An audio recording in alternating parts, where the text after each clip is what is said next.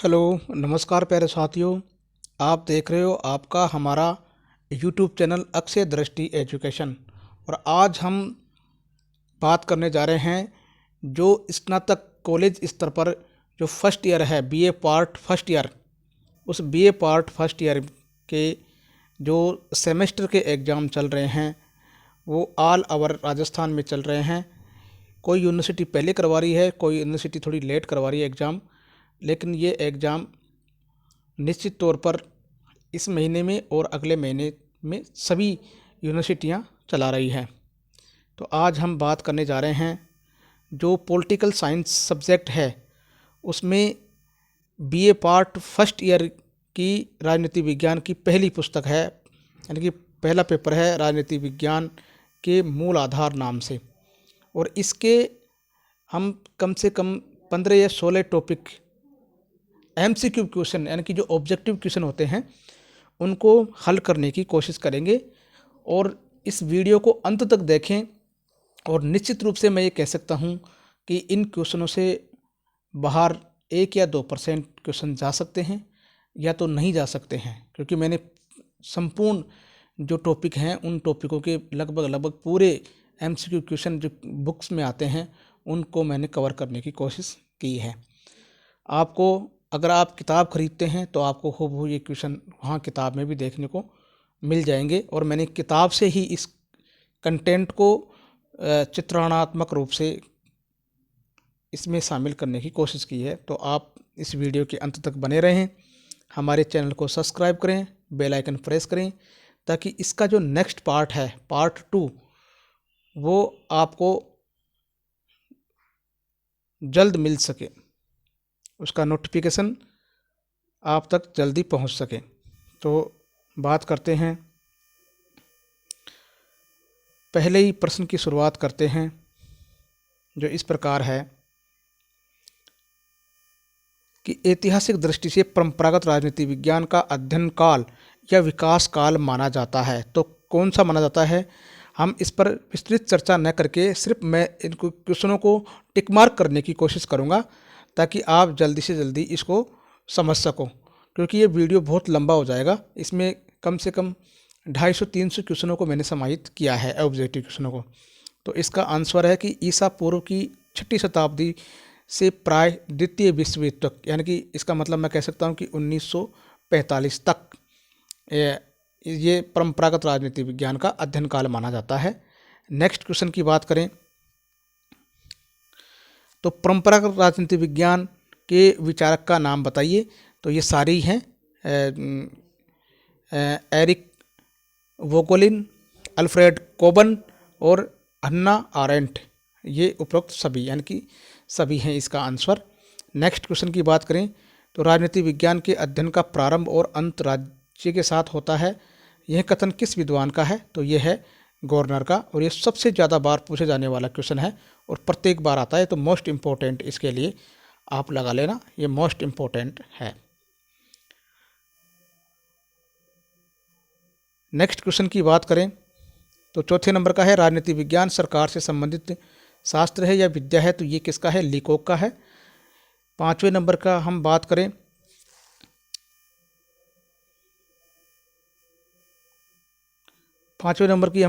तो राजनीति विज्ञान राज्य सरकार की सामान्य समस्याओं का अध्ययन है। तो ये गिलक्राइस्ट का है। राजनीति विज्ञान संगठित राज्यों के संदर्भ में मानव जीवन के अध्ययन से संबंधित है। तो यह कथन किसका है, तो ये लास्की महोदय का है। तो इस प्रकार 5वां और 6ठे नंबर का क्वेश्चन क्लियर होता है। 7वें नंबर की हम बात करें, 7वें नंबर की बात करें तो सर फ्रेडरिक पोलक ने राजनीति के अध्ययन क्षेत्र को किन 2 भागों में बांटा है। तो एक तो सैद्धांतिक राजनीति और एक व्यवहारिक राजनीति, इसमें बांटा है। इसका ए आंसर क्लियर हो जाएगा।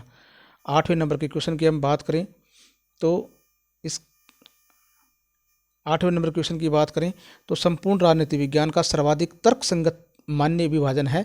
तो वह है परंपरागत राजनीति विज्ञान और आधुनिक राजनीति विज्ञान, ये इसका आंसर है। 9वें नंबर क्वेश्चन की बात करें, परंपरागत राजनीति विज्ञान के प्रमुख लक्षणों की बात करें तो इसमें दार्शनिक प्रकृति आ जाएगा, क्योंकि वैज्ञानिकता और मूल्य निरपेक्षता, वस्तुनिष्ठता ये आधुनिक राजनीति विज्ञान की प्रमुख लक्षण हैं।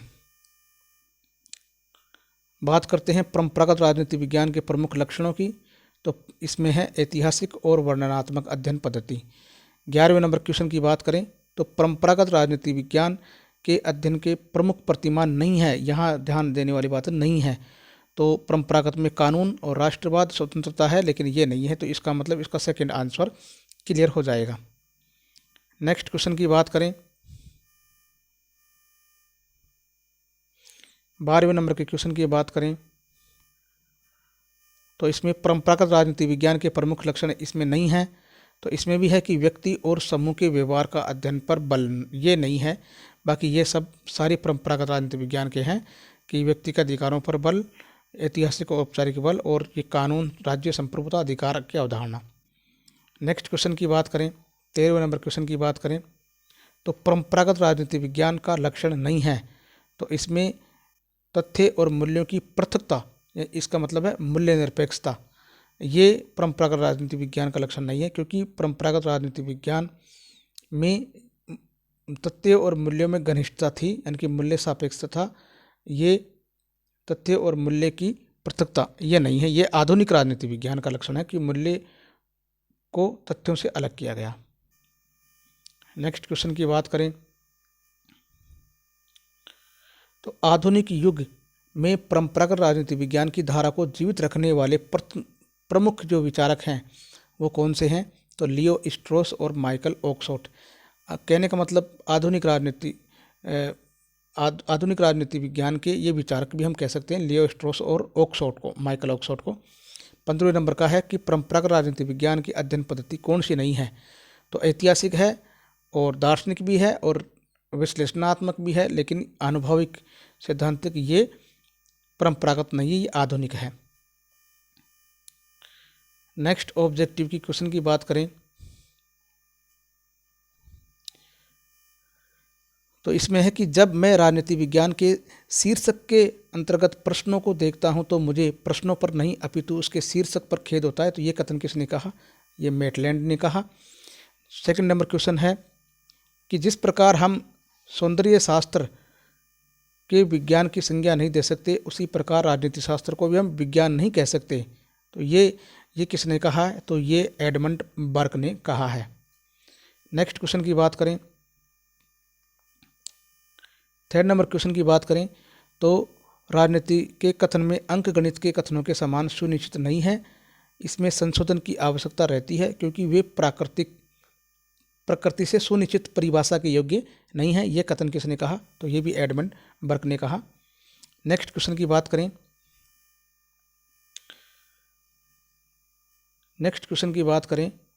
चौथे नंबर क्वेश्चन की बात करें तो इसमें है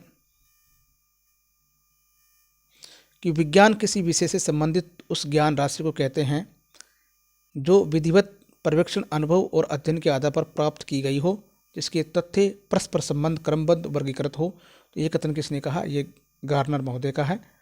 नेक्स्ट क्वेश्चन की बात करें तो 20 पीढ़ियों की शिक्षा पालन पोषण के बाद भी दो मनुष्य पर्याप्त रूप से इतना समान नहीं बनाया जा सकता, यानी कि दो मनुष्यों को इतना समान नहीं बनाया जा सकता कि निश्चित रूप से यह कहा जा सके कि वे समान परिस्थितियों में समान व्यवहार करेंगे, तो ये किसका है, ग्राम वालास का कथन है। नेक्स्ट बात करें तो मानव प्रकृति की प्रवृत्तियों में ऐसी एकरूपता समानता पाई जाती है कि जो हमें यह बताती है कि किसी भी समय व्यक्तियों द्वारा किए गए कार्यों के पीछे वही कारण सक्रिय होते हैं जिन्हें अतीत में भी उनके ऐसे ही कार्यों का नियंत्रण किया गया हो, तो ये कथन किसका है, लॉर्ड ब्राइस का कथन है।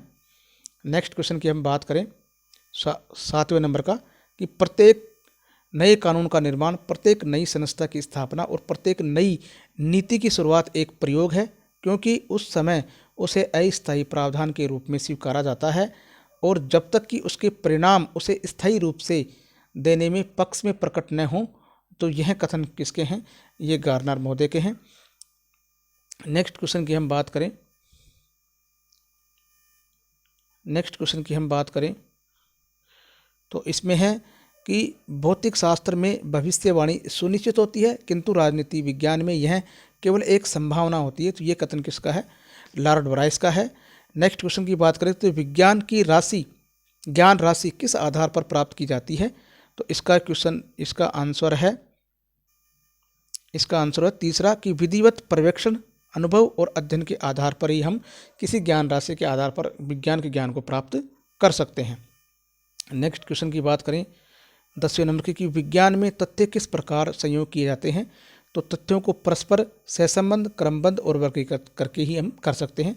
11वें नंबर के क्वेश्चन की हम बात करें 11वें नंबर क्वेश्चन की हम बात करें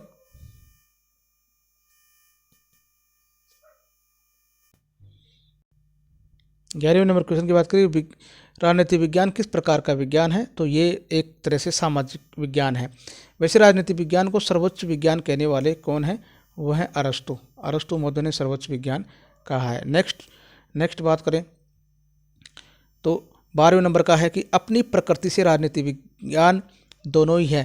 तो किस प्रकार से दोनों है? एक तो विज्ञान भी है और कला भी है। इसका आंसर ए हो जाएगा।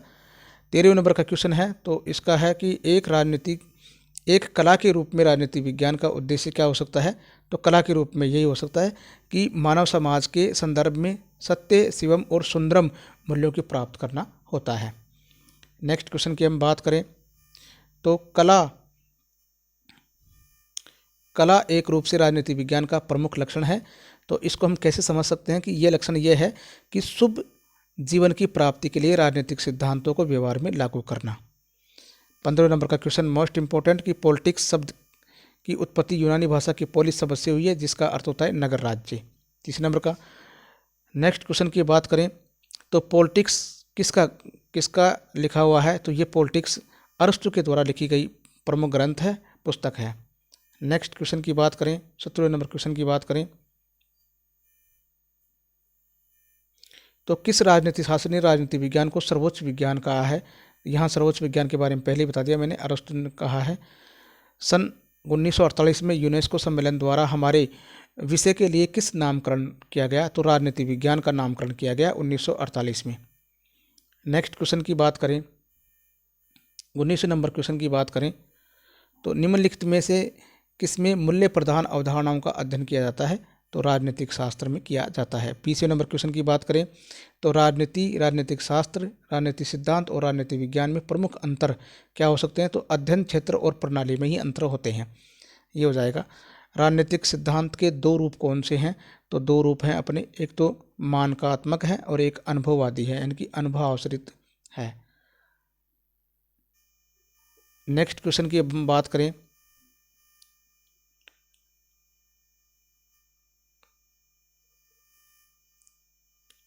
आधुनिक राजनीति विज्ञान के अनुसार राजनीति विज्ञान के अध्ययन क्षेत्र में किसको शामिल किया गया है? तो शक्ति को शामिल किया गया है, क्योंकि ये राज्य सरकार और स्वतंत्रता और कानून ये परंपरागत राजनीति विज्ञान में है, जबकि ये शक्ति है जो आधुनिक राजनीति विज्ञान में है। ठीक ऐसे ही आधुनिक राजनीति विज्ञान निम्नलिखित में से किसका अध्ययन करता है? तो मानव के राजनीतिक व्यवहार का भी करता है, संस्थाओं के औपचारिक अध्ययन का भी करता है और निर्णय प्रक्रिया यानी कि उपरोक्त सभी का अध्ययन करता है। नेक्स्ट क्वेश्चन की हम बात करें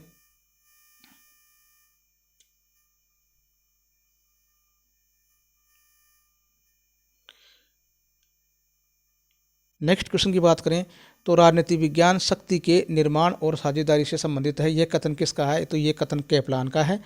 चौथे नंबर क्वेश्चन की बात करें राजनीति विज्ञान शक्ति का विज्ञान है, ये किसने कहा? तो ये कैटलिन ने कहा। नेक्स्ट क्वेश्चन की बात करें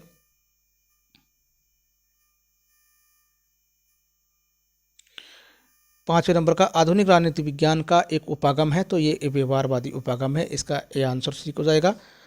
और इसमें है राजनीति विज्ञान के प्रमुख रूप से शक्ति संबंधों का अध्ययन करता है और इन शक्ति संबंधों के प्रमुख रूप हैं जैसे व्यक्ति में परस्पर शक्ति संबंध, व्यक्ति और राज्य के बीच शक्ति संबंध और राज्य के आपसी शक्ति संबंध। ये किसने कहा?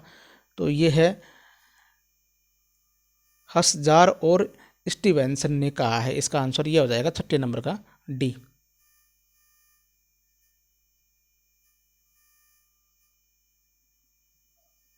सातवें नंबर का क्वेश्चन की बात करें तो वह कौन सा विश्वविद्यालय है जिसे व्यवहारवाद यानी कि आधुनिक राजनीति विज्ञान के अध्ययन का प्रमुख केंद्र माना जाता है?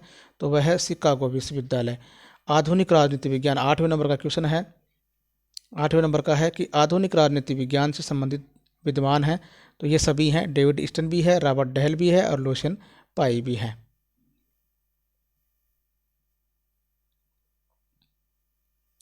नेक्स्ट क्वेश्चन की बात करें तो आधुनिक राजनीति विज्ञान के संदर्भ में दार्शनिक दृष्टिकोण यानी कि मूल्यात्मक दृष्टिकोण का प्रतिपादन किसने किया? तो लियो स्ट्रॉस ने किया। और यहाँ हम बात करते हैं कि व्यवहारवाद यानी कि आधुनिक राजनीति विज्ञान का प्रारंभ करने वाला विद्वान वो कौन सा है? तो यहाँ ऑर्थर बेंटले इसका आंसर हो जाएगा। ऑर्थर बेंटले और चार्ल्स मेरियम इसका आंसर हो जाएगा। नेक्स्ट क्वेश्चन की बात करें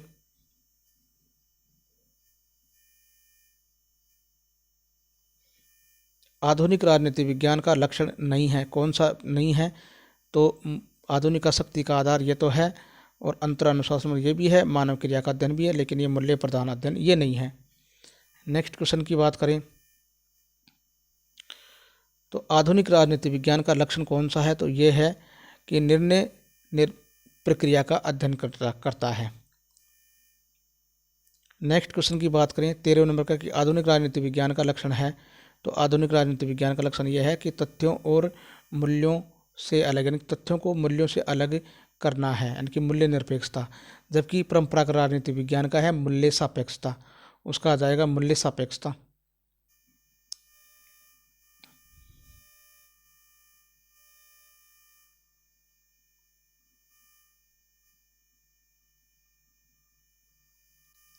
आधुनिक राजनीति विज्ञान का लक्षण नहीं है, इसका मतलब आधुनिक राजनीति विज्ञान का नहीं, परंपरागत राजनीति विज्ञान का कौन सा है? तो इसका मतलब है कि वैज्ञानिकता पर बल ये तो है, आधुनिक का तथ्यों का संग्रह करना ये भी है, और राजनीति विज्ञान की स्वायत्तता और मौलिकता पर बल ये भी है, लेकिन ये मूल्य सापेक्षता ये नहीं है, क्योंकि ये परंपरागत राजनीति विज्ञान का लक्षण है, परंपरागत राजनीति विज्ञान का लक्षण है। नेक्स्ट क्वेश्चन की बात करें 15 नंबर की आधुनिक राजनीति विज्ञान में प्रासंगिकता का सिद्धांत किसने दिया? तो ये डेविड ईस्टन ने दिया है। नेक्स्ट क्वेश्चन की बात करें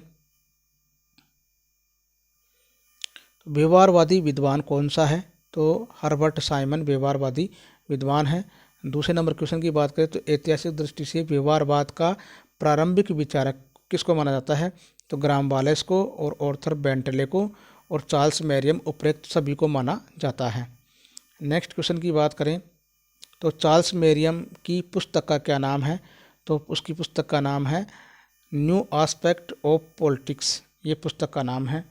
नेक्स्ट क्वेश्चन की बात करें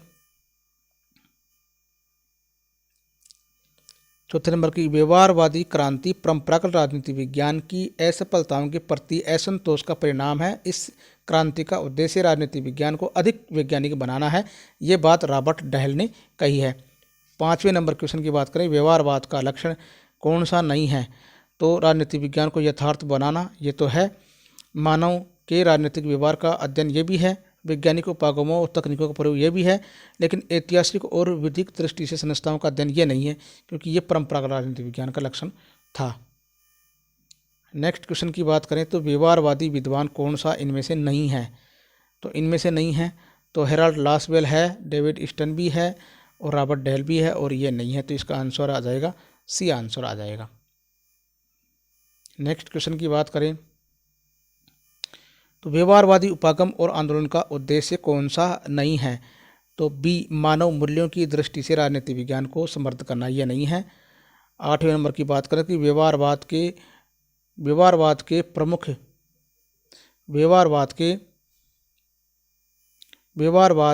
8 प्रमुख लक्षण अथवा व्यवहारवाद की बौद्धिक आधारशिला का प्रतिपादन किसने किया? तो इसका आंसर आ जाएगा डेविड ईस्टन ने किया। नेक्स्ट क्वेश्चन की बात करें राजनीतिक व्यवहारवाद शासन को मानव और उसके समुदायों के कार्यों की एक प्रक्रिया के रूप में स्वीकारता है, ये कथन किसका है? तो ए हर्ड और एस हटिंगटन का है। वैसे ही बात करें कि डेविड ईस्टन के अनुसार व्यवहारवाद की मूल मान्यता व लक्षण की विशेषता कौन सी नहीं है? तो इनमें से कौन सी नहीं है? तो इसकी बात करें तो ये नहीं है, क्वेश्चन दे रखा है तो इसमें यही नहीं है, ए इसका आंसर आ जाएगा ए नंबर का, कि मानव जीवन को विकेंद्रित करना। ये नहीं है।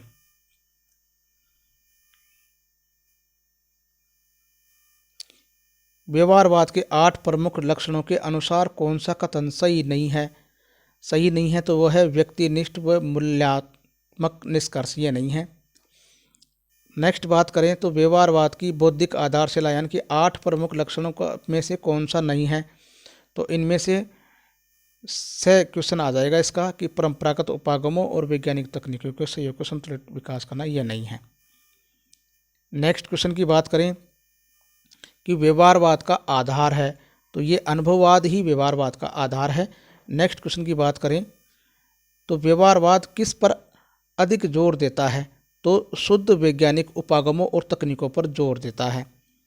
नेक्स्ट बात करें कि आधुनिक नवीन राजनीति विज्ञान के विकास में सबसे अधिक योगदान किसका है?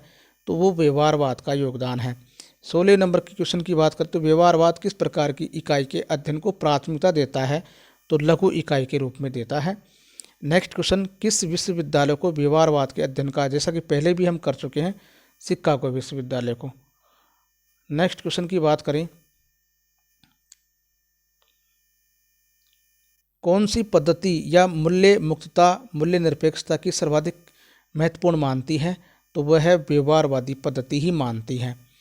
19 नंबर क्वेश्चन, व्यवहारवाद के बारे में कौन सा कथन सही नहीं है? ये नहीं के बारे में पूछ रहा है, तो ये है कि परंपरागत राजनीति विज्ञान के अध्ययन क्षेत्र का विकास करने में असफल रहा। परंपरागत राजनीति विज्ञान, ये बात गलत है क्योंकि सफल रहा है वो। नेक्स्ट क्वेश्चन बात करें, व्यवहारवाद में किस प्रणाली या तरीके का प्रयोग नहीं किया गया? तो ये द्वंद्वात्मक भौतिकवाद प्रणाली का प्रयोग नहीं किया गया है, क्योंकि द्वंद्वात्मक भौतिकवाद प्रणाली का प्रयोग तो कार्ल मार्क्स ने किया है, कार्ल मार्क्स के द्वारा किया गया है। नेक्स्ट क्वेश्चन की बात करें, 1959 में अमेरिकन पॉलिटिकल साइंस के 65वें अधिवेशन में किस पुराने व्यवहारवादी विद्वान ने व्यवहारवादी आंदोलन की स्थिति को गंभीर और तीव्र आलोचना की? तो ये डेविड ईस्टन ने की थी। सेकंड नंबर क्वेश्चन की बात करें तो उत्तर व्यवहारवादियों ने व्यवहारवाद की आलोचना किसके आधार पर की? तो उपयुक्त सभी के आधार पर की, यानी कि मानव मूल्यों की पूर्णता की उपेक्षा की, इसके आधार पर भी, और अपने युग की समस्याओं के प्रति अप्रासंगिक और निष्क्रिय सिद्ध हुआ, इसके आधार पर भी, और राजनीति विज्ञान को शुद्ध विज्ञान बनाने और मानव व्यवहार को निश्चित नियम देने में असमर्थ रहा, इसके आधार पर भी।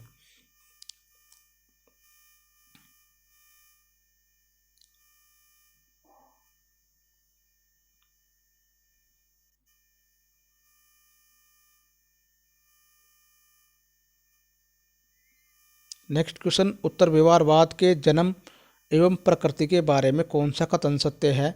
तो ये उपरोक्त सभी कथन सत्य हैं कि यह व्यवहारवाद के प्रति एक प्रतिक्रिया है, यह मूल्य व्यवहारवादी आंदोलन में एक सार्थक सुधार है, और ये परंपरावादी और व्यवहारवादी दृष्टिकोण के बीच हुई एक द्वंद्वात्मक प्रक्रिया का परिणाम है उत्तर व्यवहारवाद।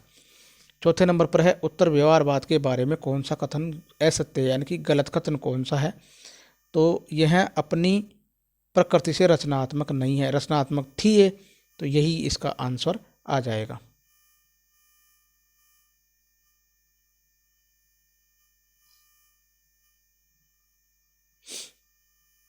वह कौन सा विद्वान है जो व्यवहारवाद और उत्तर व्यवहारवाद दोनों से ही घनिष्ठ रूप से जुड़ा हुआ था? तो वो डेविड ईस्टन है।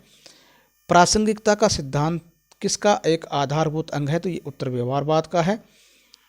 नेक्स्ट है कि उत्तर व्यवहारवाद की वृहद अवधारणा सारांश के रूप में प्रासंगिकता के सिद्धांत का प्रतिपादन किसने किया? तो वो डेविड ईस्टन ने किया। नेक्स्ट क्वेश्चन की बात करें, उत्तर व्यवहारवाद के लक्षणों की दृष्टि से कौन सा कथन सही है? तो उपरोक्त सभी कथन सही हैं। 90 नंबर की बात करें तो उत्तर व्यवहारवाद के लक्षणों की दृष्टि से कौन सा कथन गलत है? तो गलत यह है कि मूल्य राजनीति विज्ञान के अभिन्न अंग नहीं है राजनीति विज्ञान के, तो यही कथन गलत है। नेक्स्ट क्वेश्चन, उत्तर व्यवहारवाद के लक्षणों की दृष्टि से कौन सा कथन गलत है? तो ये सार से पहले तकनीकी का महत्व, ये गलत है। नेक्स्ट क्वेश्चन की बात करें तो उत्तर व्यवहारवाद की उत्पत्ति को एक द्वंद्वात्मक प्रक्रिया के रूप में किसने व्याख्या की है? तो द्वंद्वात्मक रूप में माइकल हैस और टी.एल. बेकर ने की है। नेक्स्ट क्वेश्चन की बात करें कौन सा कथन सही नहीं है? तो इसमें व्यवहारवाद की रुचि मानवीय समस्याओं के हल को ढूंढने में है, उत्तर व्यवहारवाद की रुचि विषय के वैज्ञानिकीकरण में है। तो यही कथन गलत है। कौन सा कथन गलत है? इसमें भी वही है कि उत्तर व्यवहारवाद राजनीति विज्ञान को मनन विज्ञान बनाना चाहता है। नेक्स्ट, प्रासंगिकता का सिद्धांत के अंतर्गत डेविड स्टन ने उत्तर व्यवहारवाद में कुल कितनी मान्यताएं बताई हैं? तो कुल 7 मान्यताएं ही बताई हैं, क्योंकि 8 मान्यताएं व्यवहारवाद में इन्होंने पहले ही बता दी थी। नेक्स्ट क्वेश्चन, उत्तर व्यवहारवाद के प्रसंग में कौन सा कथन सही नहीं है? तो यह राजनीति विज्ञान को पूर्ण व अंतिम विकास है।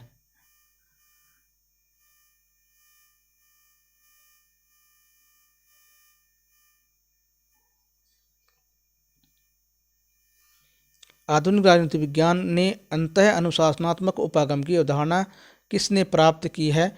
तो अनुभवक विद्वानों ने प्राप्त की है। नेक्स्ट, अंतः अनुशासनात्मक उपागम शब्द समूह में अनुशासन का अर्थ क्या होता है? कि विद्या या विषय से लगाया जाता है। नेक्स्ट क्वेश्चन की बात करें, विज्ञान को हमें एक विस्तृत अध्ययन के रूप में मानना चाहिए जिसका विभाजन व्यवहारिक उद्देश्य से किया जाता है, किंतु सिद्धांत में संपूर्ण ज्ञान स्वयं में पूर्ण इकाई होता है, विभिन्न खंडों का समूह मात्र नहीं है। गुनार हैक्सर, यह कथन किस उपागम का था? तो यह अंतः अनुशासनात्मक उपागम का कथन था, गुनार हैक्सन का। नेक्स्ट क्वेश्चन, आधुनिक राजनीति विज्ञान में अंतः अनुशासनात्मक उपागम का सबसे स्पष्ट और सर्वाधिक समर्थन किसने किया? तो वो व्यवहारवाद ने ही किया। नेक्स्ट क्वेश्चन की बात करें तो व्यवहारवादियों की तुलना में उत्तर व्यवहारवादियों ने अंतः अनुशासनात्मक उपागम का प्रयोग किस दृष्टि से भिन्न रूप में किया? तो वो मूल्यों की दृष्टि से ही भिन्न रूप में किया था। ऐतिहासिक दृष्टि से राजनीति विज्ञान में अंतः अनुशासनात्मक उपागम की कुल कितनी मान्यताएं थीं? तो इसमें 3 मान्यताएं थीं। 7 नंबर क्वेश्चन की बात करें तो राजनीति शास्त्र और समाजशास्त्र अभिन्न हैं और वास्तव में एक वस्तु के 2 पहलू हैं। ये किसने कहा? तो ये केटले ने कहा। यानी कि राजनीति शास्त्र और समाजशास्त्र को दोनों से अलग यानी कि वस्तु बताया, अभिन्न तो हैं यानी कि दोनों को अलग नहीं कर सकते, दोनों ही एक दूसरे के अंग हैं और दोनों ही क्या है, एक ही वस्तु के 2 पहलू हैं। तो ये ऐसा किसने कहा? केटले ने कहा। नेक्स्ट बात करते हैं कि समाजशास्त्र के प्राथमिक सिद्धांतों से अनजान व्यक्ति को राजनीति शास्त्र पढ़ना वैसा ही है जैसा कि न्यूटन की गति के संबंध के नियमों से अनजान व्यक्ति को अंतरिक्ष शास्त्र की ऊष्मागतिकी को पढ़ना। तो ये कथन किसका है? गिंडिक्स का है। 9 नंबर क्वेश्चन की बात करें तो राजनीति शास्त्र वह विज्ञान है जिसे इतिहास की धारा में रेत में सोने के कण की भांति संग्रहित करती है। तो यह कथन किसका है? लॉर्ड एक्टन का है। यानी कि इतिहास की धारा वाली जो नदी है उसमें रेत में सोने के कण होते हैं, वैसे की वैसी राजनीति विज्ञान है। किस रूप में? इतिहास के विषय के रूप में, इतिहास के विषय के रूप में। नेक्स्ट क्वेश्चन की बात करें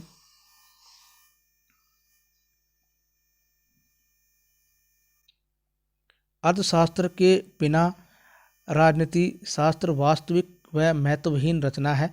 तो ये किसका कथन है? चार्ल्स बियर का कथन है।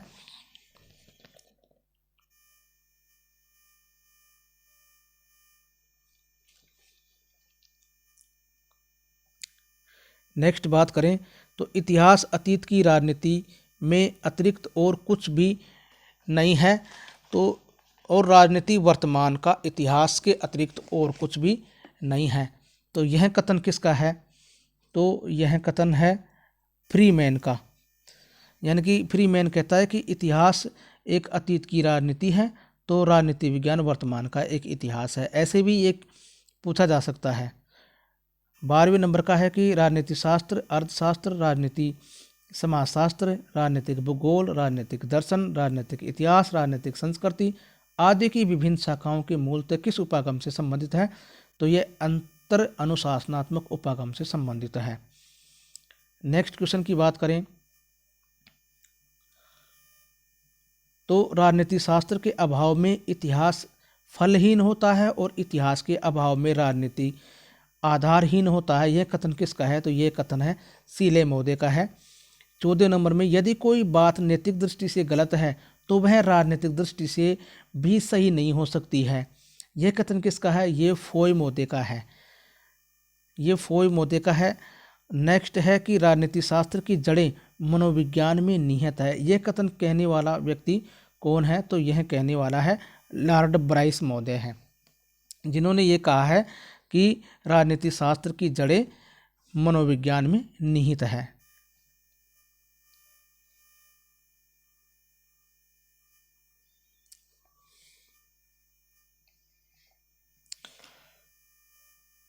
व्यवहारवाद ने राजनीति विज्ञान की सबसे अधिक निकटता किस विषय से स्वीकारी है? तो ये मनोविज्ञान से है। 17वें नंबर क्वेश्चन की बात करें तो आधुनिक काल में लोकतांत्रिक व्यवस्थाओं के संदर्भ में राजनीति विज्ञान की सबसे अधिक निकटता किस विषय से स्वीकारा गया है? तो समाजशास्त्र से। यानी कहने का मतलब है आधुनिक काल में जो लोकतांत्रिक व्यवस्था चल रही है उसमें राजनीति विज्ञान के सबसे नज़दीक वाला विषय है तो वो समाजशास्त्र है। 18वें नंबर का है कि एक शास्त्र यानी कि विद्या के रूप में राजनीति विज्ञान का जो मूल अध्ययन विषय है वो केवल राज्य ही है। कहने का मतलब है कि राज्य के बारे में हम ज़्यादातर अध्ययन करते हैं। अंतः अनुशासनात्मक उपागम की दृष्टि से कौन सा कथन सही नहीं है? तो इसका आंसर आ जाएगा ए, यानी कि सभी विषयों को अपना स्वतंत्र अस्तित्व होता है। 20वें नंबर का है कौन सा कथन सही नहीं है? तो इसमें आ जाएगा बी, यानी कि राजनीति शास्त्र वर्णनात्मक विज्ञान है और समाजशास्त्र आदर्शात्मक है। इसमें कौन सा कथन सही नहीं है 21 नंबर में? तो ये कौन सा नहीं है? ये ए नंबर का ही सही नहीं है, ये गलत है। 22 यानी कि अध्ययन क्षेत्र की दृष्टि से नीति शास्त्र की तुलना में राजनीति शास्त्र अधिक व्यापक है। कौन सा कथन सही नहीं है? फिर आ गया तो राजनीति शास्त्र के लिए इतिहास के अनुभव का कोई महत्व नहीं है, तो यही सही नहीं है। नेक्स्ट कौन सा कथन सही नहीं है? फिर 23 नंबर में यही आ गया कि सही नहीं है। तो इसमें राजनीति शास्त्र व्यक्ति को अबौद्धिक प्राणी और मनोविज्ञान उसे बौद्धिक प्राणी मानता है, ये कथन ही सही नहीं है। नेक्स्ट है शक्ति की अवधारणा से एमसीक्यू क्वेश्चन। फर्स्ट नंबर पर है कि राजनीति को दंड नीति कहने की परंपरा किस वर्ग के विद्वानों की रही है? तो ये प्राचीन भारतीय विद्वानों की रही है, जिनमें कौटिल्य का नाम सबसे पहले आता है। किस राजशास्त्री ने दंड की उत्पत्ति ईश्वर से मानी है? तो वह है मनु। किस ग्रंथ में शक्ति की रक्षा, प्रयोग, विस्तार और पतन की गंभीर समस्याओं का विचार किया है? तो ये पुस्तक है अर्थशास्त्र, और ये किसकी है? कौटिल्य की पुस्तक है अर्थशास्त्र, जिसमें राज्य के बारे में और शक्ति के बारे में ही यानी कि दंड शक्ति के बारे में ही अध्ययन किया जाता है। नेक्स्ट बात करें तो राजनीति विज्ञान को शक्ति से अलग नहीं किया जा सकता, ये कथन किसका है? तो ये बेकर का है। और नेक्स्ट क्वेश्चन की बात करें तो शक्ति एक बहुपक्षीय तत्व है, ये कथन किसका है? ये मैकाइवर का है। 6ठे नंबर पर क्वेश्चन की बात करें तो शक्ति एक प्रकार की मानवीय यानी कि एक प्रकार का मानवीय संबंध है, तो ये कथन किसका है? कार्ल जे फेडरिक का है। नेक्स्ट क्वेश्चन की बात करें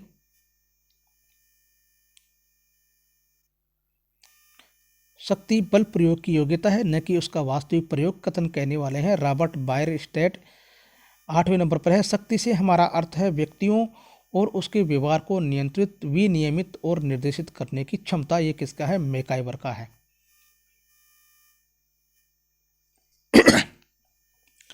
नेक्स्ट शक्ति एक संबंध है, तो ये कथन किसका है? ये रॉबर्ट डहेल का है। नेक्स्ट क्वेश्चन औचित्य और अनुचित्य के आधार पर शक्ति के प्रकार किसने बताए हैं? तो मैक्स वेबर ने। अन्यों के व्यवहार में परिवर्तन करने की क्षमता के रूप में शक्ति का प्रकार किसने बताया? तो हैमर और एडवर्ड सेल्स ने बताया है।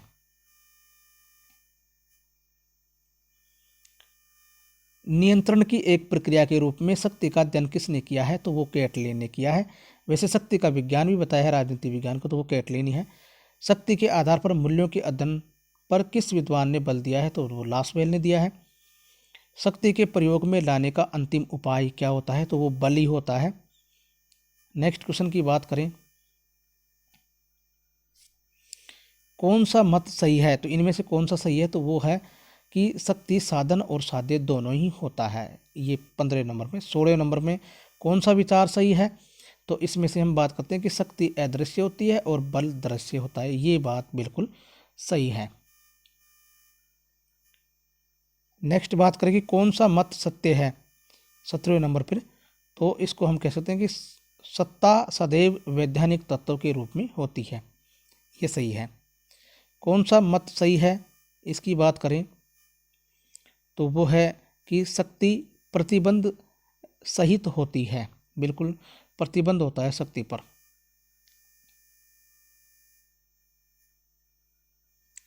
कौन सा मत असत्य है, यानी गलत कथन कौन सा है, तो यही है गलत कथन की अनुपालना की दृष्टि से शक्ति सविकल्प होती है और प्रभाव निविकल्प होता है।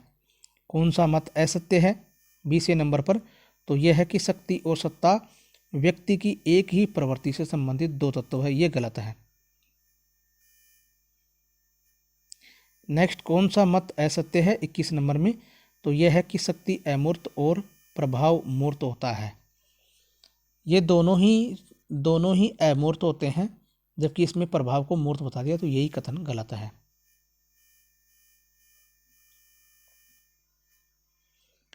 नेक्स्ट बात करें कि सत्ता आदेश देने का अधिकार और इसे लागू कराने की शक्ति है। यह हेनरी फेयोल ने कहा है। नेक्स्ट क्वेश्चन की बात करें तो सत्ता शक्ति को प्रयोग का एक संस्थागत अधिकार है, स्वयं में एक शक्ति नहीं है। तो ये कथन किसका है, रॉबर्ट फाइस्टेट का है। नेक्स्ट क्वेश्चन की बात करें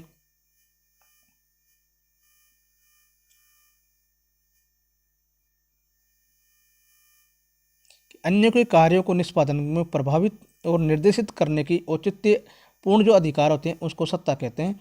ऐसा किसने कहा, बीच ने कहा है। और ये चौथे नंबर का है कि सत्ता निर्णय लेने की एक ऐसी शक्ति है जो दूसरों के कार्यों को निर्देशित करती है। तो ऐसा कहने वाला कौन है, ये रॉबर्ट साइमन है। नेक्स्ट क्वेश्चन की बात करें तो निम्नलिखित में से कौन सा स्रोत सत्ता का नहीं है। सत्ता का स्रोत नहीं है तो वो है प्रायोजित अधिकार व जनमत। ये सत्ता का स्रोत नहीं है। छठे नंबर की बात करें तो सत्ता की प्रकृति संबंधित अग्र लिखित दो सिद्धांत किस विद्वान ने दिए हैं, तो सत्ता का औचित्य सिद्धांत और सत्ता का अनुचित्य सिद्धांत किसने दिया है, तो बीच ने दिया है। यानी कि सत्ता को औचित्य सिद्धांत और अनुचित्य सिद्धांत किसने दिया है, बीच महोदय ने दिया है। कौन सा मत सही नहीं है, सही नहीं के बारे में पूछ रहा है, तो सत्ता मूल्य निरपेक्ष होती है। यही सही नहीं है क्योंकि मूल्य सापेक्ष होती है सत्ता के अगर लिखित प्रकार विद्वान ने बताए हैं तो परंपरागत सत्ता, बौद्धिक या कानूनी सत्ता और चमत्कारिक या करस्माई सत्ता, तो वो मैक्स वेबर ने बताए हैं। नेक्स्ट क्वेश्चन की बात करें तो किस आधार पर सत्ता के प्रकार या वर्गीकरण संभव नहीं है, तो वो शक्ति, बल और औचित्य के आधार पर संभव नहीं है। सत्ता से संबंधित कौन सा सिद्धांत सत्ता के स्रोत को मान्यता देता है, तो औपचारिक सत्ता का सिद्धांत। सत्ता के स्रोत के रूप में कौन सा सिद्धांत मान्य है, उपरोक्त सभी मान्य है। चेस्टर बर्नार्ड ने प्रशासन में सत्ता का मूल स्रोत किसे माना है, तो वो अधीनस्थों की सहमति माना है। नेक्स्ट क्वेश्चन की बात करें तो कौन सा कथन सही नहीं है, सही नहीं है के बारे में पूछ रहा है, तो सत्ता का स्रोत या आधार स्वयं सत्ता है, ये गलत है। नेक्स्ट क्वेश्चन, सत्ता के प्रति जनता का कौन सा दृष्टिकोण लोकतंत्र के अधिक निकट है, तो बुद्धि संकट दृष्टिकोण ये निकट है। 15 नंबर क्वेश्चन की बात करें तो कौन सा कथन सही नहीं है, तो इसमें कौन सा कथन सही नहीं है, तो ये तीसरे नंबर का कि सत्ता अपनी प्रकृति से असीमित और निरपेक्ष, अतः उस पर किसी प्रकार की सीमा का विचार गलत है, तो यही कथन सही नहीं है। कौन सा विद्वान संगठन में सत्ता के प्रभाव को नीचे से ऊपर की ओर मानता है, तो ये है चेस्टर बर्नार्ड मानता है। 17वें नंबर पर बात करें सत्ता के प्रसंग में कार्य या परिस्थिति की धारणा किस विद्वान ने प्रस्तुत की है, तो वो है मेरी पार्कर फोलेट ने की है।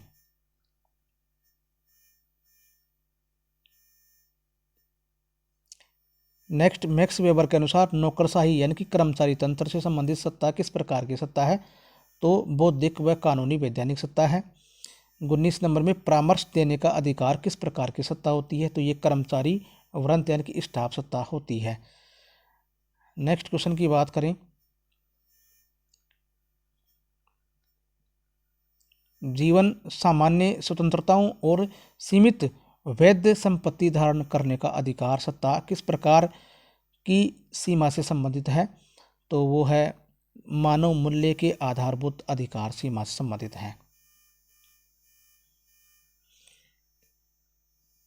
औचित्यपूर्णता या वैधता टॉपिक से है कि औचित्यपूर्णता कानूनों और शासकों के न्याय संगत होने का प्रतीक है जो उनकी सत्ता में वृद्धि करता है। ये कथन है कार्ल जे फ्रेडरिक का। औचित्यपूर्णता की व्याख्या शासकों और शासितों के बीच एक लाभपूर्ण लेन देन या सौदे या समझौते के अर्थ में की गई है, तो ये किसका है, ये कुन्ह अल्फ्रेड का है। नेक्स्ट क्वेश्चन की बात करें तो औचित्यपूर्णता शासन की शक्ति का एक ऐसा आधार है जिसके अनुसार सरकार को यह चेतना रहती है कि उसे शासन करने का अधिकार है। ये कथन है डोल्फ स्टर्नबर्गर। नेक्स्ट क्वेश्चन की बात करें,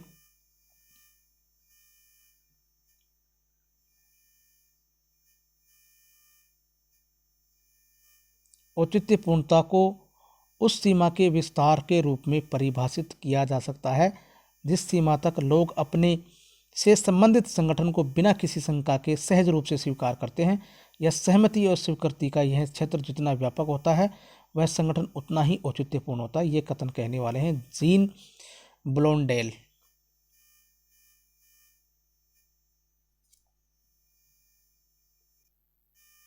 औचित्यपूर्णता का अर्थ व्यवस्था की ऐसी क्षमता से है जिसके द्वारा यह विश्वास पैदा किया जाता है कि इसे स्थिर रखा जाता है या मौजूद राजनीतिक संस्थाएं समाज के लिए सर्वाधिक उचित है। तो यह कथन है SM लिपसेट का।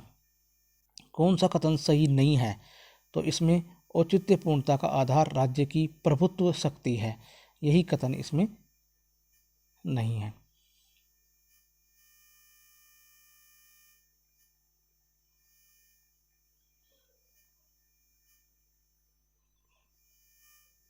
औचित्यपूर्णता के अग्रलिखित स्रोत या प्रकार किस विद्वान ने बताए हैं, तो परंपरागत और संवैधानिक यानी कि बुद्धिसंगत और चमत्कारिक, ये किसने बताए, मैक्स वेबर ने बताए हैं। इनमें से कौन सा औचित्यपूर्णता का स्रोत है, तो ये विचारधाराई स्रोत है।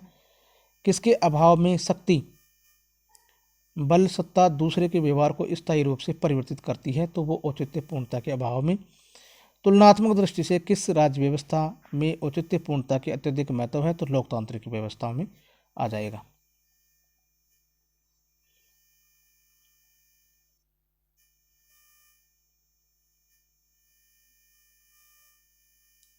कुशल राजनीतिज्ञ अपने प्रभाव में वृद्धि के लिए अब सबसे अधिक किस पर निर्भर करते हैं, तो वो औचित्यपूर्णता पर है। किस विद्वान ने औचित्यपूर्णता के निम्नलिखित 3 प्रकार बताए, विचारात्मक औचित्यपूर्णता, संरचनात्मक औचित्यपूर्णता और व्यक्तिगत औचित्यपूर्णता, तो ये डेविड ईस्टन ने बताया है।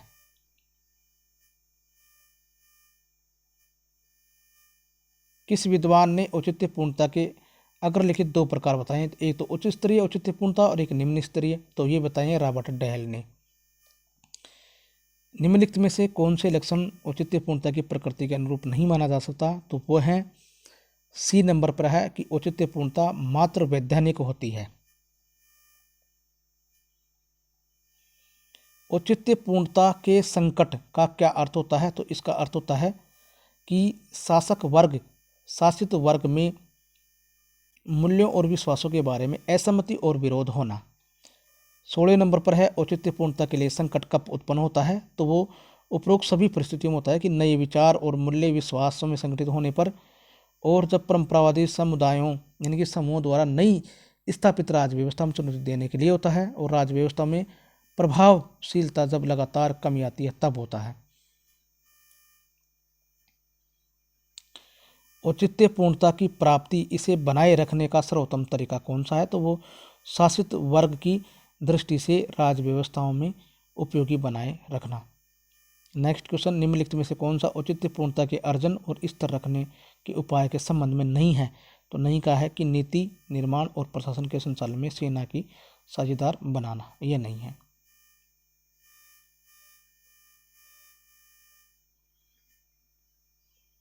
कौन सा असंगत है, असत्य है? तो ये मूल्यों को दृष्टि से शक्ति व सत्ता औचित्यपूर्णता परस्पर अनुरूप पूरक है, तो अनुपूरक नहीं है, ये पूरक है। कौन सा मत सही नहीं है? तो इसमें भी सही नहीं है दे रखा है, तो इसमें कौन सा सही नहीं है? तो ये सेकंड नंबर का आ जाएगा कि सत्ता व औचित्यपूर्णता का आधार स्रोत शक्ति है, तो यही सही नहीं है। कौन सा कथन सही नहीं है? तो इसमें आ जाएगा शक्ति और औचित्यपूर्णता का प्रत्यायोजन हो सकता है किंतु सत्ता का नहीं हो सकता, तो ये है इसका आंसर।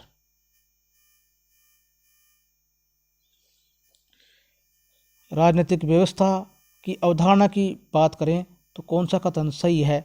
तो सही कथनों की बात करें तो उपरोक्त सभी कथन सही है। व्यवस्था के अर्थ की दृष्टि से कौन सा कथन गलत है? गलत कथन की बात कर रहा है, तो कौन सा कथन गलत है कि व्यवस्था एक समग्र है जिसकी रचना विभिन्न इकाइयों के अव्यवस्थित संयोग से है, ये गलत है, क्योंकि व्यवस्थित संयोग से होता है तब उसको राजनीतिक व्यवस्था कहते हैं। राजनीतिक व्यवस्था के बारे में कौन सा कथन गलत है? तो गलत में आ जाएगा कि राजनीतिक व्यवस्था शक्ति युक्त होती है किंतु यह मूल्यों के वितरण में असम होती है। नहीं, मूल्यों का वितरण में असम नहीं होती है, इसमें क्षमता होती है। द पॉलिटिकल सिस्टम किसकी है? तो वो डेविड ईस्टन की पुस्तक है। The politics of developing areas, ये किसकी पुस्तक है? तो वो G.A. आमंड की पुस्तक है। इसका आंसर ये आ जाएगा, G.A. आमंड इसका आंसर आ जाएगा।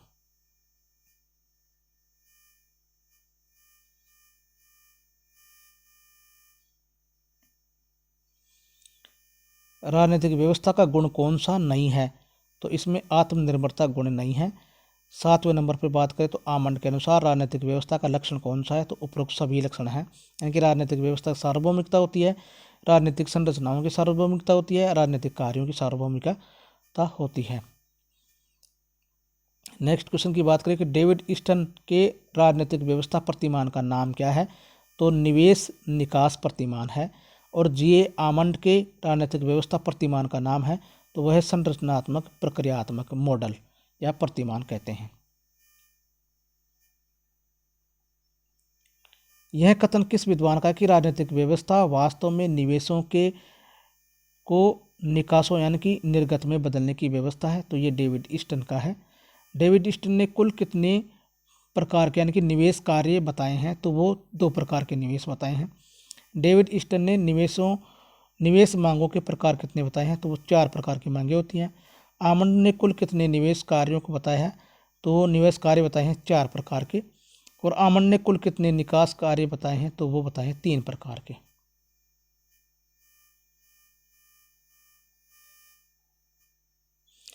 आधुनिकीकरण का क्या अर्थ होता है? तो आधुनिकीकरण का अर्थ उपरोक्त सभी होता है, यानी कि चिंतन और कार्यों के स्तर पर मूल्यात्मक परिवर्तन करना, ये भी अर्थ होता है। और परंपरागत अंधविश्वास व बुद्धि व विवेक पर विजय प्राप्त करना, ये भी होता है।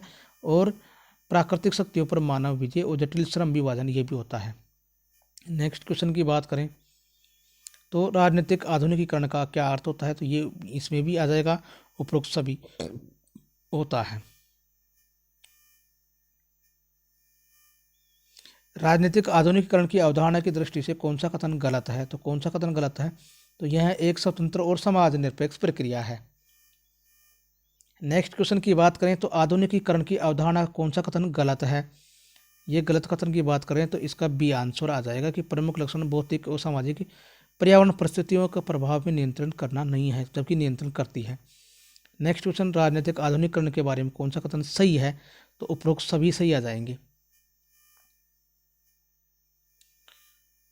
Doctor S.P. वर्मा के अनुसार राजनीतिक आधुनिकीकरण की प्रक्रिया मानवीय चिंतन कार्यों के संबंध में कितने स्तरों पर परिवर्तित करती है? तो 5 स्तरों पर करती है। 7वें नंबर पर विकासशील राष्ट्रों के संदर्भ में राजनीतिक आधुनिकीकरण की प्रक्रिया का विशेष अध्ययन किस विद्वान द्वारा किया गया? तो एडवर्ड सील्स के द्वारा किया गया। नेक्स्ट क्वेश्चन की बात करें तो विकासशील देशों के संदर्भ में राजनीतिक आधुनिकीकरण का क्या अर्थ होता है? तो उपरोक्त सभी होता है, क्योंकि गतिशील और जनहित के प्रति रुचिवान, लोकतंत्र, समतावादी होना और वैज्ञानिक और आर्थिक दृष्टि से विकसित होना तथा प्रभुत्व संपन्न और प्रभावशाली होना, यही विकासशील जो देशों में राजनीतिक आधुनिकीकरण का अर्थ होता है। नेक्स्ट क्वेश्चन, आधुनिकीकरण का लक्षण कौन सा नहीं है? तो इसमें बी नहीं है कि पूर्णतः यानी कि पूर्ण प्रभुत्व संपन्न या कठोर एकीकृत सर्वाधिकारवादी राज्य की स्थापना करना, ये नहीं है। नेक्स्ट क्वेश्चन की बात करें तो राजनीतिक आधुनिकीकरण का लक्षण कौन सा नहीं है? तो इसमें सी आ जाएगा, शासकों के प्रति जनता के दायित्व की में वृद्धि करना। नेक्स्ट क्वेश्चन की बात करें तो राजनीतिक आधुनिकीकरण का कौन सा साधन है? तो उपरोक्त सभी साधन है। नेक्स्ट क्वेश्चन, राजनीतिक आधुनिकीकरण का साधन कौन सा नहीं है? तो इसमें ये आ जाएगा, शासन का अनिवार्य कार्य पर सीमित होना। नेक्स्ट, राजनीतिक आधुनिकीकरण के मार्ग में कौन सी बाधा है? तो उपरोक्त सभी बाधाएं आती हैं। 14 नंबर पर है, संदर्भ में विकासशील यानी कि राजनीतिक आधुनिकीकरण के संदर्भ में विकासशील राजनीतिक व्यवस्था की विशेषता कौन सी नहीं है? तो इसमें आ जाएगा सी आंसर आ जाएगा कि विकसित अर्थव्यवस्था ये नहीं है।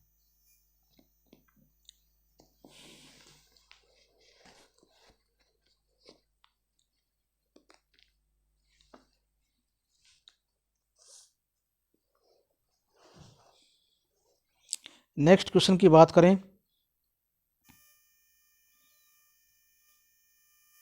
राजनीतिक आधुनिकीकरण के संदर्भ में विकासशील राजनीतिक व्यवस्थाओं का लक्षण कौन सा है? तो इसमें उपरोक्त सभी लक्षण आ जाएंगे। राजनीतिक विकास की बात करें तो राजनीतिक विकास की अवधारणा उपागम का निर्माण किन देशों के राजनीतिक विकास के अध्ययन करने के लिए किया गया था? तो वो विकासशील देशों के अध्ययन के लिए किया गया था। कौन सा विद्वान राजनीतिक विकास की अवधारणा देता है? तो वो डेविड ईस्टन ने दी है। राजनीतिक विकास की अवधारणा उपागम का सर्वाधिक प्रमुख विद्वान कौन सा है? तो वो है लुसियन डब्ल्यू पाई। लुसियन पाई ने राजनीतिक विकास का लक्षण कौन सा नहीं बताया है? तो वो स्वतंत्रता नहीं बताया है। हंटिंगटन राजनीतिक विकास का लक्षण कौन सा नहीं बताता है? तो वो सरलता नहीं बताता है। 6ठे नंबर पर है कि आमंड और पावेल ने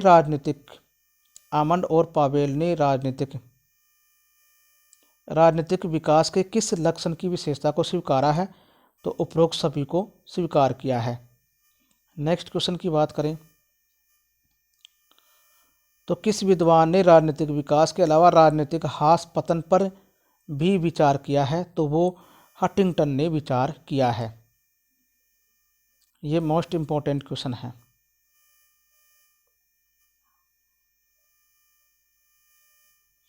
हंटिंगटन के अनुसार राजनीतिक विकास का चरण स्तर अवस्था नहीं है। तो कौन सी नहीं है? तो इसमें बी आ जाएगा, राजनीतिक क्षमता नहीं है। नेक्स्ट है, ऑर्गेन्सी ने राजनीतिक विकास के किस चरण अवस्था स्तर का उल्लेख किया है? तो वो कौन से? समृद्धि और प्रचुरता की राजनीति, ये इसका आंसर आ जाएगा। नेक्स्ट क्वेश्चन की बात करें तो राजनीतिक विकास का सकारात्मक सूचक कौन सा है? तो प्रेस की स्वतंत्रता आ जाएगा। राजनीतिक विकास का साधन है, तो इसमें उपरोक्त सभी आ जाएंगे, क्योंकि आधुनिक नौकरशाही, विकेंद्रीकरण व जनता की सहभागीदारी और राष्ट्रीयता की भावना, ये सभी आ जाएगा। नेक्स्ट क्वेश्चन की बात करें तो विकासशील देशों के राजनीतिक विकास में मार्ग में कौन सी समस्या आती है? तो राजनीतिक अस्थिरता, राजनीतिक अपराधीकरण और सेना का राजनीतिकरण, ये सारी समस्याएं आती हैं।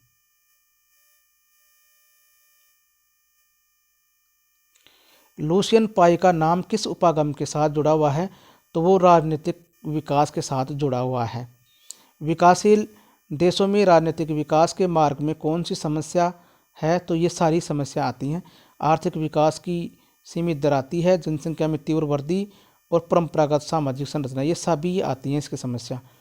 नेक्स्ट, विकासशील देशों में राजनीतिक विकास के लिए कौन सी समस्या का हल बहुत ज़रूरी है? तो आतंकवाद और पृथकतावादी आंदोलन, इनको ये भी ज़रूरी है। राजनीतिक और प्रशासनिक भ्रष्टाचार, इसको भी मेटना ज़रूरी है। और विदेशी सहायता पर निर्भरता, इसको भी मिटाना बहुत ज़रूरी है। तो उपरोक्त सभी आ जाएगा। ये समस्याओं का हल करना ज़रूरी है। राजनीतिक विकास में मार्क्सवादी चरण प्रतिमान की दृष्टि से कौन सा कथन असत्य है? तो इसका आंसर आ जाएगा कि राजनीतिक विकास के कई कारकों का परिणाम स्रोत होता है।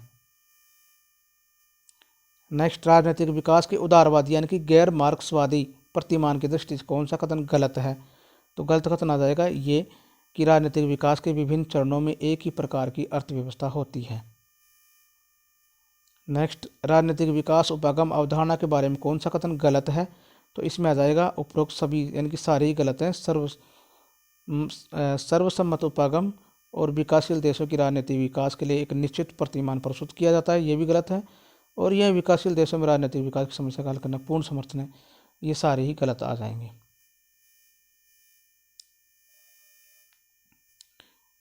नेक्स्ट क्वेश्चन है कि ग्रीक भाषा के डेमोस और क्रेटिया का अर्थ क्या होता है? तो जनता का शासन होता है। नेक्स्ट क्वेश्चन की बात करें तो कौन सा कथन सत्य है, सही कौन सा कथन है? तो इसमें डी आंसर आ जाएगा कि उपरोक्त सारे ही कथन सही हैं। नेक्स्ट क्वेश्चन की बात करें तो लोकतांत्रिक शासन में शासन की शक्ति का स्रोत या शासन की शक्ति का अंतिम स्रोत किसको माना जाता है? तो जनता को ही माना जाता है। निम्नलिखित में से किस विद्वान ने प्रत्यक्ष लोकतंत्र का समर्थन किया है? तो इसका सबसे प्रमुख आ जाएगा अरस्तु और रूसो ने ही प्रत्यक्ष लोकतंत्र का समर्थन किया है। मोस्ट इंपॉर्टेंट क्वेश्चन है। आधुनिक युग में कौन सा देश प्रत्यक्ष लोकतंत्र के लिए प्रसिद्ध है? तो स्विट्जरलैंड को मानते हैं। आधुनिक विश्व में अधिकांश राज्यों में किस प्रकार की लोकतांत्रिक जो व्यवस्था है वो प्रचलित है? तो प्रतिनिधि मूलक उदारवादी लोकतंत्र ही आजकल चल रहा है। उदारवादी लोकतंत्र से संबंधित क्रांति कौन सी नहीं है? तो ये नहीं है, तो इसमें आ जाएगा रूस की बोल्शेविक क्रांति, ये इसका आंसर आ जाएगा। क्योंकि ये उदारवादी क्रांति नहीं है, ये उग्रवादी क्रांति थी, यानी कि इसमें मारकाट यानी खूनी क्रांति कह सकते हैं इसको। 8वें नंबर पर है उदारवादी लोकतंत्र का प्रसिद्ध समर्थक कौन सा है? तो इसका आंसर आ जाएगा J.S. मिल उदारवादी लोकतंत्र का प्रमुख समर्थक है। नेक्स्ट, लोकतंत्र की विशिष्ट यानी कि अभिजन वर्गीय सिद्धांत का समर्थन किसने नहीं किया? तो वो कार्ल मार्क्स ने नहीं किया है, डी आंसर। 10वें नंबर, लोकतंत्र के मार्क्सवादी सिद्धांत यानी कि आर्थिक लोकतंत्र के सर्वाधिक प्रसिद्ध विद्वान कौन से हैं? तो कार्ल मार्क्स और फ्रेडरिक एंगिल्स हैं। लोकतंत्र को बहुलवादी सिद्धांत का समर्थन विद्वान कौन सा नहीं है? तो वो T.H. ग्रीन नहीं है, बहुलवादी सिद्धांतकार।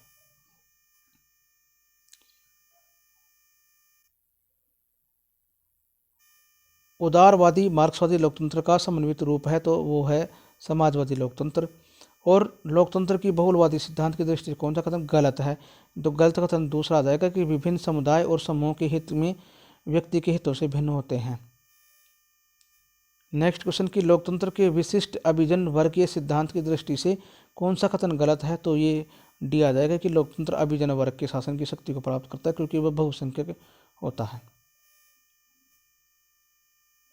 उदारवादी प्रतिनिधित्व लोकतांत्रिक शासन प्रणाली का लक्षण नहीं है, तो इसमें बी आ जाएगा, स्वयं साध्य है मात्र साधन नहीं है। लोकतंत्र शासन का गुण कौन सा नहीं है? तो प्रतिबद्धित न्यायपालिका, ये इसका गुण नहीं है। लोकतंत्र का अवगुण है तो इसमें आ जाएगा कि वोट बैंक की राजनीति, ये इसका अवगुण है। लोकतंत्र की सफलता की शर्त क्या है? तो उपरोक्त सभी है, सामाजिक न्याय, आर्थिक समानता और राजनीतिक स्वतंत्रता, उपरोक्त सभी। लोकतंत्र की सफल शर्त कौन सी नहीं है? तो इसमें आ जाएगा कि सत्ता का केंद्रीकरण करना, ये सफल शर्त नहीं है।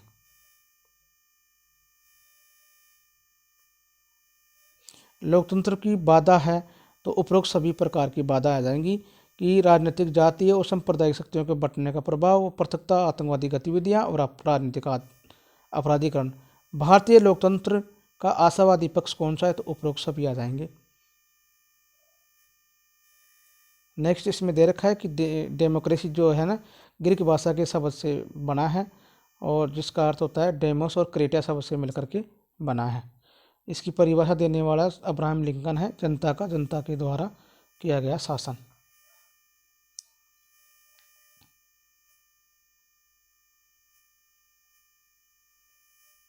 कौन सा कथन सत्य है? तो सत्य कथन की बात करें तो इसमें आ जाएगा उपरोक्त सारे सत्य हैं।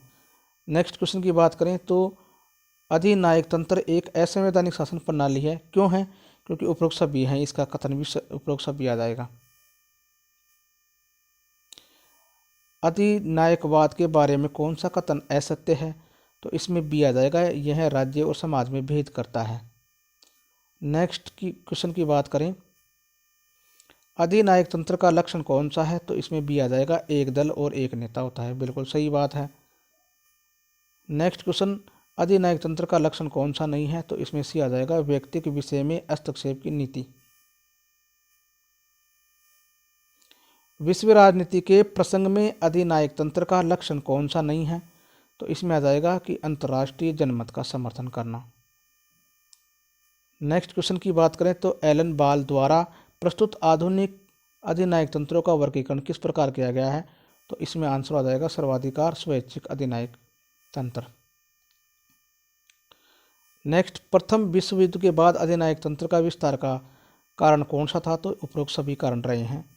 सर्वाधिकारवादी अधिनायक तंत्र का उदाहरण है तो उपरोक्त सभी आ जाएगा। नेक्स्ट क्वेश्चन की बात करें तो स्वे इच्छाचारी अधिनायक तंत्र का लक्षण कौन सा है? तो इसमें उपरोक्त सभी आ जाएगा। अधिनायक तंत्र के प्रसंग में कौन सा कथन गलत है? तो इसमें आ जाएगा, इसके द्वारा शीघ्र कला संस्कृति का विकास संभव है। कौन सा कथन सत्य है? तो इसमें आ जाएगा कि अधिनायक तंत्र लोकतंत्र के विपरीत श्रेणी का शासन है। अधिनायक तंत्र में नैतिकता का निर्धारण किसके द्वारा किया जाता है? तो इसमें आ जाएगा, राज्य के द्वारा। और व्यक्ति को सर्वाधिक स्वतंत्रता का अधिकार किस राज्य से प्राप्त होता है? तो वो है लोकतांत्रिकवादी राज्य से ही प्राप्त होता है।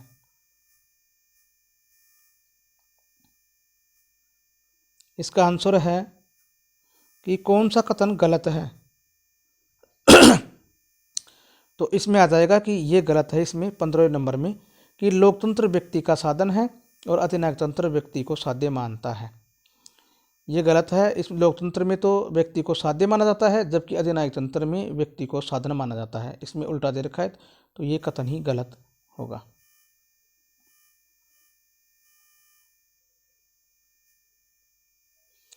निम्नलिखित में से किस कथन में राजनीतिक दल का लक्षण नहीं माना गया है? तो यह असंवैधानिक साधनों में विश्वास करता है, यही कथन गलत माना गया है। राजनीतिक दल का निर्माण किस आधार पर उचित माना गया है? तो वो पहला ही आ जाएगा कि राजनीतिक और आर्थिक हितों के आधार पर। नेक्स्ट क्वेश्चन की बात करें तो राजनीतिक दल का कार्य कौन सा नहीं है? तो इसमें सी आ जाएगा, व्यवस्थापिका पर नियंत्रित यानी कि निरंतर गतिरोध पैदा करना, ये काम इसका नहीं है। नेक्स्ट, लोकमत निर्माण में राजनीतिक दलों का मूल उद्देश्य क्या होता है? तो इसमें होता है कि सत्ता प्राप्त करना और शासन में बने रहना, यही होता है इसका। दल प्रणाली का गुण कौन सा है? तो इसमें सी आ जाएगा, जनता का राजनीतिक शिक्षा देना। नेक्स्ट है कि राजनीतिक दल प्रणाली है, उसका दोष क्या है? तो उपरोक्त सभी दोष आ जाएंगे कि राजनीति का व्यवसायीकरण होना, सदस्यों की स्वतंत्रता को सीमित करना और विभिन्न वर्गों में द्वेष फैलाना।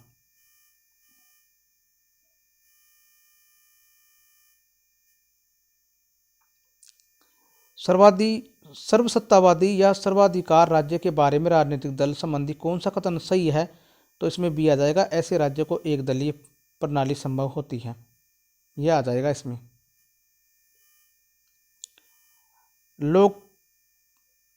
लोकतंत्र के संचालन के लिए सर्वोत्तम दलीय प्रणाली होती है, वो कौन सी होती है? तो द्विदलीय प्रणाली होती है। लोकतांत्रिक शासन में राजनीतिक दल किन के बीच की कड़ी का कार्य करते हैं? तो वो करते हैं व्यवस्थापिका और मतदाताओं के बीच की कड़ी का काम करते हैं। किसी दलीय व्यवस्था में व्यवस्थापिका राष्ट्र के सभी वर्गों और मतों का प्रतिनिधित्व करती है, तो इसमें करती है बहुदलीय व्यवस्था में। एक दलीय व्यवस्था के संदर्भ में कौन सा कथन गलत है? तो यह आ जाएगा, उत्तरदायी शासन की स्थापना करना है। उत्तरदायी शासन की स्थापना नहीं होती है। नेक्स्ट क्वेश्चन की बात करें, द्विदलीय प्रणाली के बारे में कौन सा कथन गलत है? तो इसमें आ जाएगा कि शक्तिशाली विरोधी दल का अभाव होना।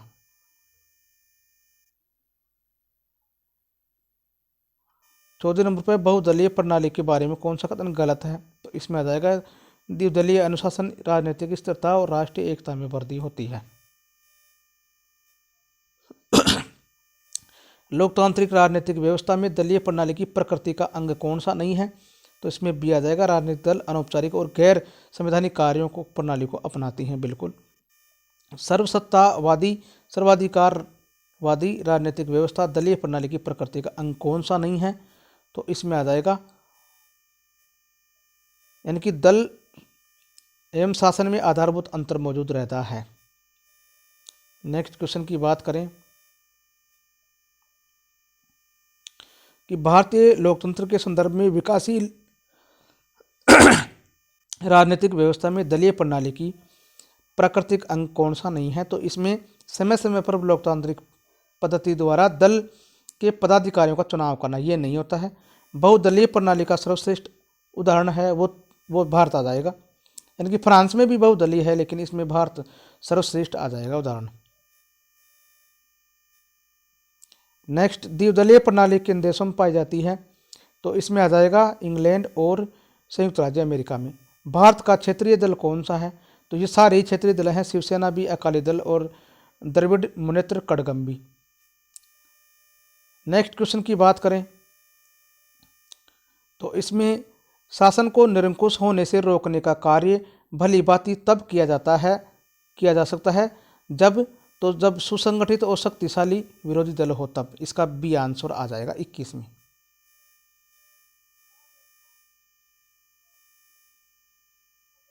इस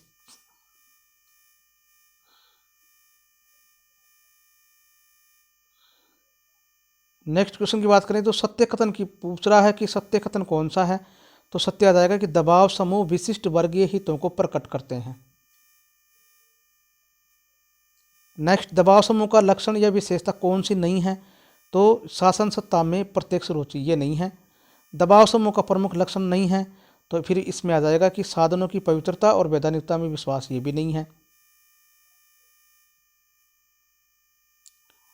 कार्यकाल की दृष्टि से दबाव समूह कैसे होते हैं? तो ये कुछ स्थायी और कुछ अस्थायी हो सकते हैं।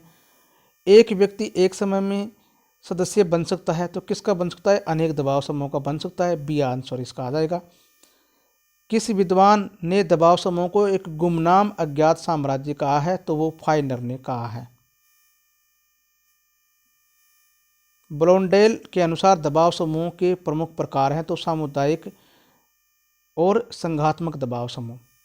आमंड के अनुसार दबाव समूह के प्रमुख प्रकार कौन से हैं? तो उपरोक्त सभी हैं, यानी कि संस्था का दबाव समूह और संघात्मक असंघात्मक दबाव समूह, प्रदर्शनात्मक और अप्रतिमानात्मक दबाव समूह, उपरोक्त सभी आ जाएगा। दबाव समूह की कार्यप्रणाली तकनीकी का अंग कौन सा नहीं है? तो इसमें सी आ जाएगा, केवल संवैधानिक साधनों का प्रयोग। दबाव समूह की कार्यप्रणाली तकनीकी का अंग कौन सा है? तो इसमें उपरोक्त सभी आ जाएंगे। नेक्स्ट, दबाव समूह पाए जाते हैं तो ये उपरोक्त सभी पाए जाते हैं, सभी देशों में पाए जाते हैं। दबाव समूह का निर्माण मुख्यतः किस आधार पर होता है? तो जातीय, पंथीय, क्षेत्रीय, आर्थिक हितों के आधार पर होता है। 13वें नंबर का है, किस देश में दबाव समूह सर्वाधिक विकसित और सक्रिय दिख पड़ते हैं? तो ये संयुक्त राज्य अमेरिका में ज़्यादा होते हैं।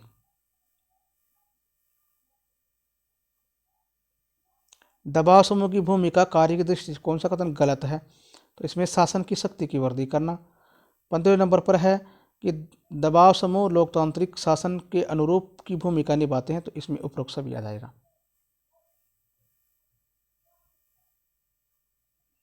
नेक्स्ट है, दबाव समूह की नीति निर्माण विधि निर्माण में सहायक होते हैं तो इसमें उपरोक्त सभी आ जाएगा। कौन सा कथन गलत है? तो इसमें बात करें तो राजनीतिक दल और दबाव समूह दोनों ही प्रत्यक्ष रूप से सत्ता पर नियंत्रण चाहते हैं, ये कथन गलत आ जाएगा। कौन सा कथन असत्य है? तो इसमें आ जाएगा कि राजनीतिक दल की तुलना में दबाव समूह की क्रियाविधि अधिक स्पष्ट खुली है, ये कथन गलत है, क्योंकि राजनीतिक दल से ज़्यादा इसकी खुली नहीं होती है। नेक्स्ट है, दबाव समूह की भूमिका में निर्धारण तत्वों की दृष्टि से कौन सा कथन गलत है? तो इसमें आ जाएगा कि द्विदलीय व्यवस्था की तुलना में एक दलीय व्यवस्था दबाव समूह की अधिक अनुकूलित होती है, यही कथन गलत आ जाएगा।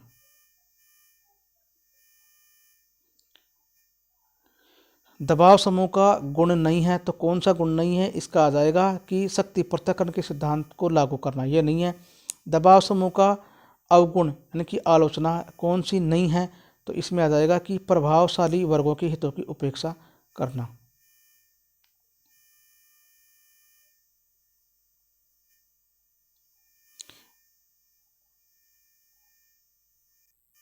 दबाव समूह की मुख्यतः किस प्रकार का संगठन होता है? तो ये निजी, स्वार्थी और गैर राजनीतिक संगठन होता है। दबाव समूह राजनीतिक दल से मित्र होते हैं। क्यों होते हैं? क्योंकि उनका उद्देश्य कार्य क्षेत्र सीमित होता है। नेक्स्ट, आधुनिक युग में लोकतांत्रिक शासन प्रणाली में दबाव समूह का प्रमुख महत्व है, तो वो है प्रादेशिक प्रतिनिधित्व की कमी को पूरा करते रहना। निम्नलिखित में से कौन सा दबाव समूह है? तो ये विश्व हिंदू परिषद ये दबाव समूह है, बाकी ये नेशनल कांग्रेस, शिवसेना ये राजनीतिक दल है। नेक्स्ट है, आधुनिक भारत में तुलनात्मक दृष्टि से कौन सा दबाव समूह सबसे ज़्यादा प्रभावकारी है? तो है परंपरागत हितों वाला दबाव समूह। नेक्स्ट क्वेश्चन, भारत में आधुनिक प्रकार का दबाव समूह कौन सा है? तो इसमें उपरोक्त सभी आ जाएगा कि federal of Indian chambers of commerce industry, all India trade union Congress और अखिल भारतीय किसान सभा, ये सभी हैं।